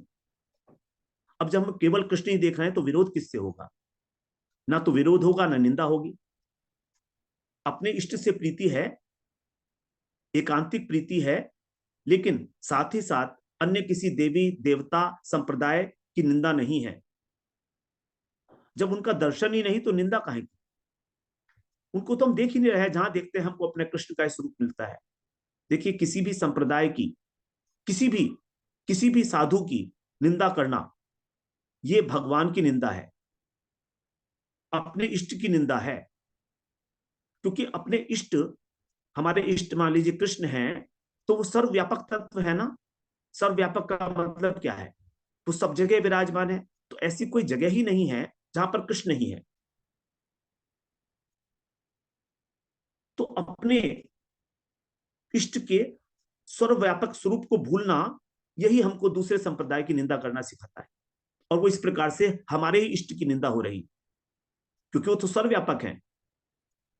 विष्टभ्याम इदम कृष्णम एकांशेन स्थितो जगत, पूरे जगत को भगवान ने अपने एक अंश में धारण किया हुआ है, वही वही व्याप्त है सब जगह पर। तो ऐसा कौन सा है जगह जहां पर कृष्ण नहीं है? कण कण में भगवान। तो फिर हमें निंदा का प्रश्न कैसा? किसकी निंदा? क्यों निंदा? ये पृथकता का अनुभव क्यों? अलगाववादी दृष्टिकोण क्यों? ये हम हमारी दृष्टिकोण को बड़ा संकीर्ण बना देता है और हमारा हृदय कठोर करता है। कठोर हृदय में कभी भगवान नहीं आते। भगवान आते हैं बड़े सरस हृदय में, बड़े सरल हृदय में, निष्कपट हृदय में। तो निंदा करते ही हम अपनी अनन्यता से नीचे गिर जाते हैं। तुरंत जैसे ही हमने निंदा की, समझ ली आपकी अनन्यता नष्ट। भले ही चाहे हम अनन्य हो, कह दें हम कि कृष्ण भक्त हैं, लेकिन हम कृष्ण भक्त नहीं है, अनन्यता नहीं है, क्योंकि हम दूसरे की निंदा कर रहे हैं। इष्ट को छोड़कर जब अपने कोई है ही नहीं, तो यदि हम निंदा करते हैं तो उसको अनन्यता कैसे कहेंगे? तो इष्ट की स्मृति में ही अपने तन मन प्राण को तन्मय कर देना, बस यही यही है अनन्यता। इतनी सी बात समझेंगे। और तीसरी जो सूत्र है वो थोड़ा सा मुश्किल है समझने के लिए भी और एप्लीकेशन में भी। सभी व्यक्तियों में, सभी प्राणियों में, सभी जीवों में अपने प्रभु का दर्शन किसी भी प्रकार करें, नहीं होता है तो भी करें, बुद्धिपूर्वक करें। अपना जो शत्रु है उसके अंदर भी दर्शन, मित्र के अंदर तो है ही है, उसको भी अपना मानना, क्योंकि सभी तो मेरे हैं। ऐसा कौन है जो मुझसे अलग है? सभी भगवान के अंश, तो सभी तो मेरे अपने हैं ना। व्यवहारिक दृष्टि से ठीक है, सब लोग अपने अपने कार्य कर रहे हैं, लेकिन आत्मा के स्तर पर सब एक है, इस बात को समझना। तो आत्मा का जहां पोषण हो रहा है वहां पर सब मेरे अपने हैं, और सब लोग अपनी अपनी आत्मा का पोषण करेंगे ही, आज नहीं तो कल करेंगे, अन्यथा भी किसी ना किसी प्रकार कर ही रहे हैं। तो सबको सम्मान देना, जो व्यवहारिक पक्ष है इसका, कैसे प्रभु का दर्शन हो, सबको सम्मान देना। जिसको भगवान, जिसको तृणादपि तृणादपि सुनी चेन तरुरपि सहिष्णुना अमानिना मान देन कीर्तने सदारी। महाप्रभु ने कहा ना, मानद, मान देना बड़ा मुश्किल काम है। जो 4 योग्यताएं बताई महाप्रभु ने कीर्तन करने की, अपने से तृण को नीचे समझना, वृक्ष से भी अधिक सहिष्णु होना, और स्वयं सम्मान की आशा ना करना, और दूसरे को मान देना, इन चारों में जो सबसे डिफिकल्ट है वो सबसे लास्ट में रखी है, और वो है मान देना, सम्मान देना किसी को। अपना सम्मान ना लेना वो भी हो जाता है, लेकिन मान देना बड़ा मुश्किल, क्योंकि मान जब हम देते हैं सम्मान, तो हमारा अहंकार टूटता है। किसी को सम्मान देने में हमारा अहंकार टूटता है, और हम अब कभी भी अपने अहंकार को नहीं तोड़ना चाहते। अहंकार के बल पे तो हम जी रहे हैं, और ये अहंकार ही भक्ति में सबसे बड़ा बाधक है। तो हमारे को अपने मान की यदि आशा हो रही है कि लोग मुझे सम्मान करें, तो इसका बड़ा आसान उपाय है खत्म करने का, कि दूसरों को सम्मान देना शुरू कर, तो ये इच्छा पूरी हो जाएगी। जैसे धन की इच्छा बताई, धन में आसक्ति है तो धन दूसरों को देना शुरू कर दो, आसक्ति खत्म हो जाएगी। उसी प्रकार सम्मान की इच्छा है तो सम्मान देना शुरू कर दो, जो तुम चाहते हो वो दूसरे को जो है देना शुरू कर दो, उसकी सहायता करना शुरू कर दो, और सबके लिए बिना किसी कारण के, बिना उनके बताए उनकी हित चिंता करना, उनके आत्म कल्याण के लिए चिंता करना। तो 3 बातें यदि हम ध्यान रखें, सबको सम्मान देना, सबकी सेवा करना, सेवा तो हो गई शारीरिक की, है ना, और सबकी हित चिंता करना, मतलब उनकी आत्मा का भी उद्धार हो। तो तीनों के 3 स्तर पर हम लोग बात कर रहे हैं यहाँ पर, शरीर के स्तर पर, मन के स्तर पर, और आत्मा के स्तर पर। हमको जब सब में प्रभु का दर्शन करना है, तो उसके लिए 3 स्तर हम लोगों ने डिसाइड किए। नंबर 1 शरीर का स्तर। शरीर का स्तर है मतलब उनको सेवा करना। मन का स्तर मतलब उनको सम्मान देना, क्योंकि सम्मान जो है वो शरीर नहीं लेता, मन लेता है। और तीसरा स्तर है आत्मा। तो आत्मा के स्तर पर उनके आत्म कल्याण के लिए बिना उनके कहे प्रयत्न करना, बिना बताए बिना अपनी जो है ये बताए कि हम आपका जो है उद्धार कर रहे हैं, बिना कोई एहसान जताए, उनके बिना बताए, उनकी आत्मा के लिए भी कहीं ना कहीं हमारे मन में एक चिंता हो। तो जब इस 3 प्रकार की बातों को हम ध्यान रखेंगे ना, तो आप निश्चित मानिए कि आप सबके अंदर प्रभु का दर्शन होगा। ऐसा मेरा सोचना है। अब आप कहें कि कहां पर लिखा है, मैं नहीं बताऊंगा आपको, कुछ ऐसा कहीं मुझे मिला भी नहीं। लेकिन मैंने जब 3 स्तरों पर सोचा, तो मुझे ऐसा लगा कि हाँ, इस प्रकार से कुछ संभावना हो सकती है कि हम अपने जीवन में सबके अंदर प्रभु का दर्शन कर सकें। तो 3 सूत्र यदि याद रखें, केवल 3 सूत्र रिवाइज करने के लिए, तीनों एक बार और। भगवत कृपा पर अटूट विश्वास कि भगवान कृपा करेंगे ही करेंगे। नंबर 2, भगवान नाम का अनन्य आश्रय, अनन्य आश्रय। और नंबर 3, सब में प्रभु का दर्शन। अब इसमें करना कुछ नहीं है, this is just an attitudinal change. आप इसको चाहें तो अभी कर सकते हैं, इसमें कोई बहुत देर तो ना लगेगी कि भैया भगवान को विश्वास, भगवान पर कृपा पर विश्वास करने में मुझे कुछ समय लगेगा भाई, 2 महीने 4 महीने नहीं, आज और अभी इसी समय हो सकता है। आपको निश्चय करना है आज से, हम भगवान का अनन्य नाम का आश्रय लेंगे, निश्चय करना है केवल, और सब में प्रभु का इस प्रकार दर्शन करेंगे। ये 3 प्रकार की जो बुद्धि है, वो केवल एक एटीट्यूड है, करने का नहीं है, ये समय नहीं है इसके अंदर। आप सोचे कि ये काम बड़ा मुश्किल है, इतना समय लगेगा, इतना समय लगेगा, नहीं, होना है तो आज ही हो जाएगा, वहीं तो हमें अनंत जन्मों में भी नहीं होगा। और अनंत जन्मों में नहीं हुआ तभी हम लोग आज यहाँ बैठे हुए हैं, वरना भगवान की सेवा में चले गए होते। इस प्रकार से हम लोग आज ये वाला जो सेशन है हमारा पूरा हो जाता है।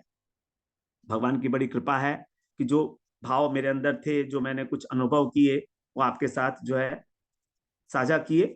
हो सकता है कहीं ना कहीं किसी अंशों में आपको इससे किसी प्रकार का कोई लाभ हो। इस प्रकार की आशा करते हुए और आप सबके चरणों में निवेदन करते हुए कि आप जो है इस विषय में विचार करें और अपने जीवन को जो है परमार्थ में झोंक दें एक बार। संसार में तो बहुत झोंका, यहाँ पर भी झोंक के देखें। वांछा कल्पतरुभ्यश्च कृपा सिंधुभ्येव च पतितानां पावनेभ्यो वैष्णवेभ्यो नमो नमः। हरे हरे कृष्णा प्रभु जी, दंडवत प्रणाम। हरे कृष्ण।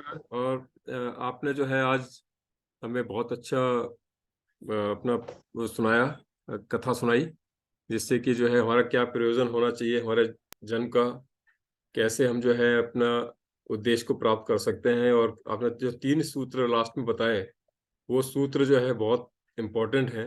यदि हम लोग उनको फॉलो करना शुरू कर दें तो हम जो है भक्ति मार्ग में निरंतर आगे बढ़ सकते हैं। तो अभी जो है सब लोगों को हम अनम्यूट करने के लिए अलाउ कर रहे हैं, और जिसमें कि यदि किसी को कोई प्रश्न हो प्रभु जी से तो वो प्रश्न पूछ सकता है, अपना हैंड रेज करेगा, और हैंड रेज करने के बाद में एक एक को हम इनवाइट करेंगे प्रश्न पूछने के लिए, और फिर अपने को अनम्यूट कर सकते हैं वो, और अनम्यूट करने के बाद में वो प्रश्न पूछ सकते हैं। प्रभु जी आपको कुछ कहना हो तो आप कह लीजिए, फिर वो प्रश्न उत्तर यदि होगा नहीं, तो ठीक है, प्रश्न पूछ लें, आज जिसको प्रश्न पूछना है वो हैंड रेज करके पूछ लें अपना।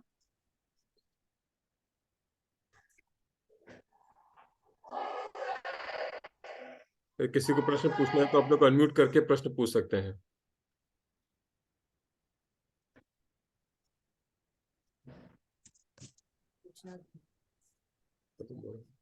ये सुधीर जी ने जो है हैंड रेज किया है, वो अपने को अनम्यूट कर लें और फिर प्रश्न पूछें। हरे कृष्णा प्रभु जी, दंडवत प्रणाम। दंडवत प्रभु प्रणाम प्रभु जी। जी प्रभु जी, आपके प्रभु जी को भी मेरा दंडवत प्रणाम। श्री माधव गोस्वामी महाराज के चरणों में मेरा कोटि कोटि वंदन। और आपकी जो पूरी दंडवत टीम है प्रभु जी, उस टीम को भी मेरा कोटि कोटि दंडवत प्रणाम। आज की क्लास जो है बहुत ही अच्छी थी, और बीच बीच में थोड़ा डिस्टरबेंस रहा। प्रभु जी से निवेदन है कि इसकी रिकॉर्डिंग डाल लें तो दोबारा श्रवण कर लें कि हमारे जीवन का क्या परम लक्ष्य है। और जिस तरह से आपने 4 पुरुषार्थ और अंत में कृष्ण प्रेम ही जो हमारा जीवन का लक्ष्य है, और उसको प्राप्त करना क्या उसका तरीका है, क्या उसमें व्यवधान है, ये आपने सभी कुछ बताए। और अंत में 3 सूत्र जो आपने अपने अनुभव के साथ हमें बताए कि भगवान की कृपा में विश्वास रखना, भगवान नाम में विश्वास रखना, और सभी में भगवान का दर्शन करना। ये प्रभु जी, ये वाकई हमारे जीवन का ऐसे सूत्र आपने बता दिए, ये सामान्य रूप से कहीं भी मिलना जो है असंभव सा लगता है, लेकिन आप अपने अनुभव से, अपने गुरु के माध्यम से हम सबके ऊपर जो कृपा कर रहे हैं, आपका प्रभु जी बहुत बहुत धन्यवाद। और बहुत एक बात और कहना प्रभु जी, बहुत दिन बाद जो है ये क्लास हुई है, आपके दर्शन हुए हैं, साधु संग मिला है इस माध्यम से जूम के, तो बड़ी बहुत दिनों से इसके इंतजार था कि कब प्रभु जी दर्शन हो। पहले तो उपदेशामृत की क्लास रेगुलर होती थी तो आपसे संपर्क हो पाता था, लेकिन बहुत दिन बाद प्रभु जी, और जो प्रभु जी आप श्रीमद् भागवतम की क्लास जो भागवत वार्ता पे आप दे रहे हैं, वो तो प्रभु जी उसके बारे में मैं क्या कहूँ। बस प्रभु जी बहुत हो गया, बहुत हो गया जी प्रभु जी, प्रभु बस जी, बहुत हो इतना गया, ठीक है मुझे ना। इंतजार रहता है कि कब प्रभु जी क्लास दे और कब मैं अगला अध्याय सुन लूं आपको और नहीं, कब। आपको जी प्रभु जी, कोई प्रश्न पूछना है तो पूछिए प्रभु जी, ये सब की जरूरत नहीं प्रश्न है। नहीं है प्रभु जी, प्रश्न नहीं है। आपका बहुत बहुत धन्यवाद। आपको दंडवत प्रणाम, चलिए, गुरु जी को दंडवत प्रणाम सब। धन्यवाद जी आपको। हरे हरे हरे कृष्णा कृष्ण, प्रभु जी, हरे कृष्ण, दंडवत प्रणाम जी। दंडवत प्रणाम प्रभु जी। जी जी प्रभु जी। और किसी को कुछ पूछना है, कोई प्रश्न है तो कर सकते हैं। और अब चाहे तो अपना वीडियो भी आप ऑन कर सकते हैं यदि प्रश्न करते समय, जिससे कि प्रभु जी देख लें कि भाई प्रश्नकर्ता जो है वो कौन है।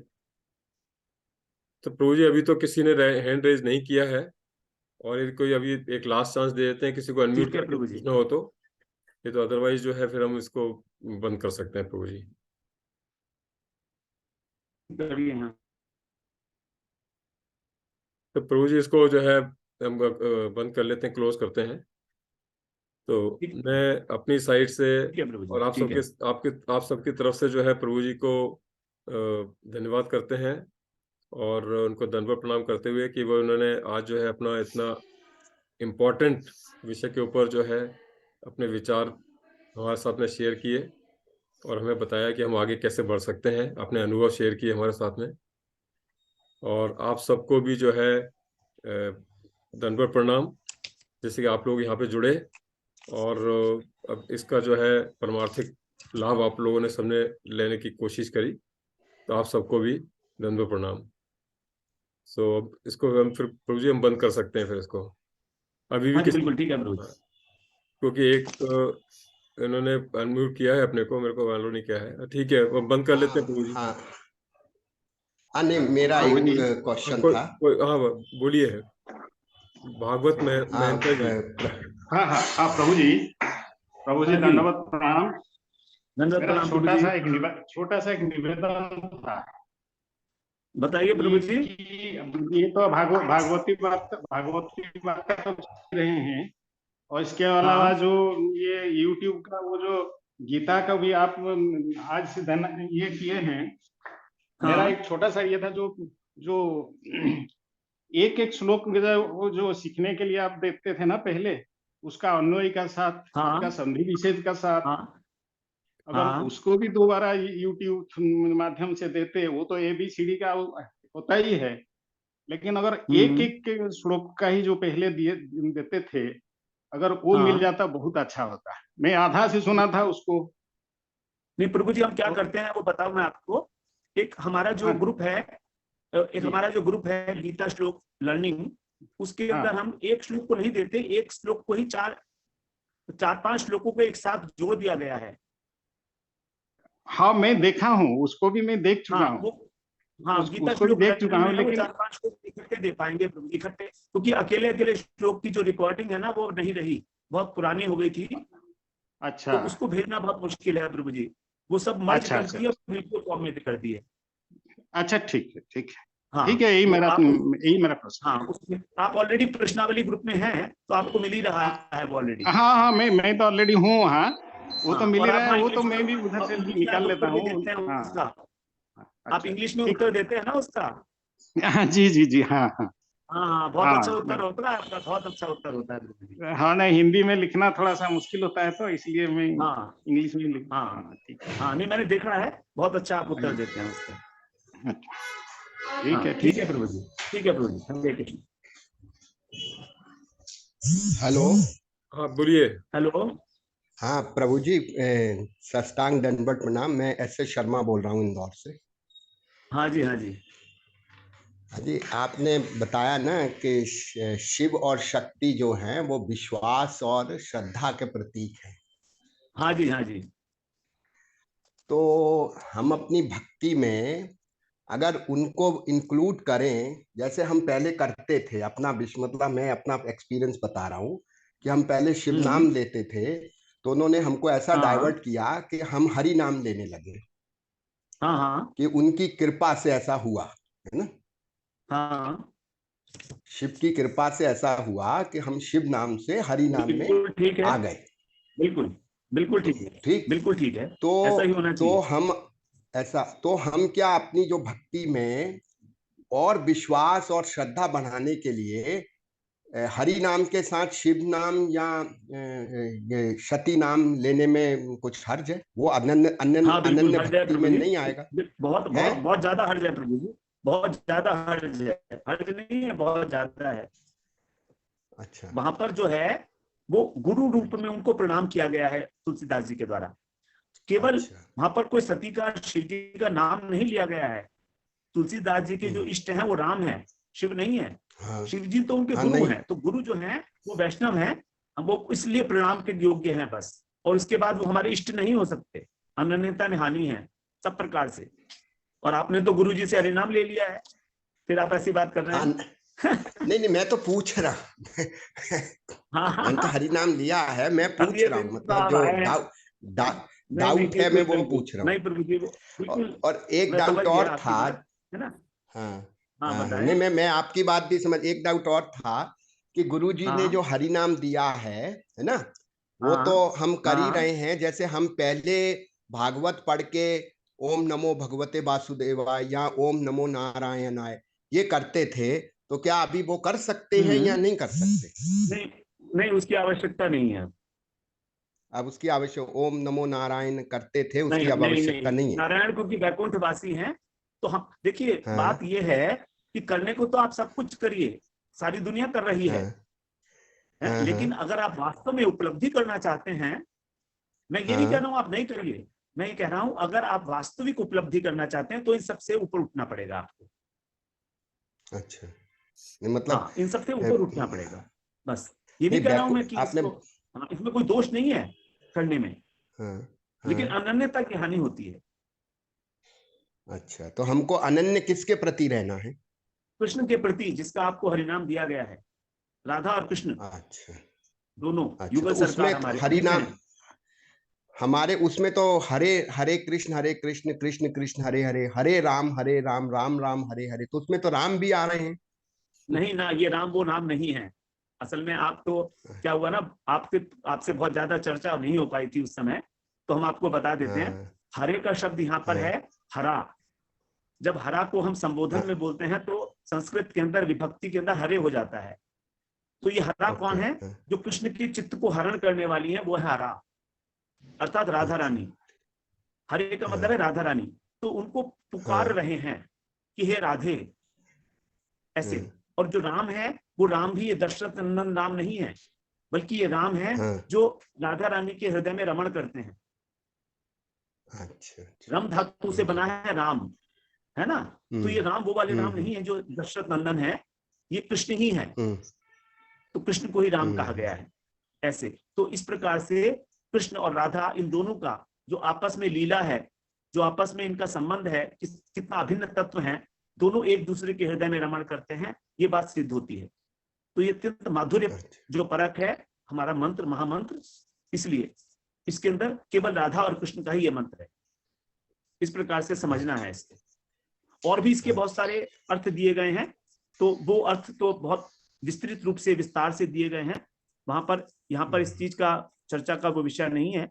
तो कभी आप आएंगे या उसको आप पढ़ सकते हैं कहीं किसी किताब के अंदर, तो वो आपको उसका ज्ञान हो जाएगा। ये प्रभु जी उसमें हाँ जो है कि अपने प्रकाशन में एक हरि नाम के ऊपर एक प्रकाशन है जिसमें कि पूरा उसकी व्याख्या दी है। हरे जो हरे कृष्ण हाँ कृष्ण कृष्ण हरे हरे, हाँ हरे राम राम राम हरे हरे, उसके ऊपर हाँ पूरी बिल्कुल। एक एक शब्द की व्याख्या दी है कि एक उस शब्द का मतलब क्या है। हाँ वो पूरा उसमें पूरा प्रकाशन है, ग्रंथ है गौड़ी प्रकाशन का, या इस्कॉन का भी है, और छोटा सा है, बहुत बड़ा नहीं है वो। और वो पतला सा है, कॉस्टली भी नहीं है, बिल्कुल पतला सा है। 20 रुपए की किताब है, इस्कॉन की यहाँ भी मिल जाती है और गौड़ी प्रकाशन में मिल जाएगी। तो उसको पढ़ने से पूरा क्लैरिटी आ जाती है, जो हमें डाउट होते हैं सारे डाउट क्लियर हो जाते हैं उससे। हाँ हाँ, वो तो हम कोशिश करेंगे लेने के लिए, पढ़ेंगे भी।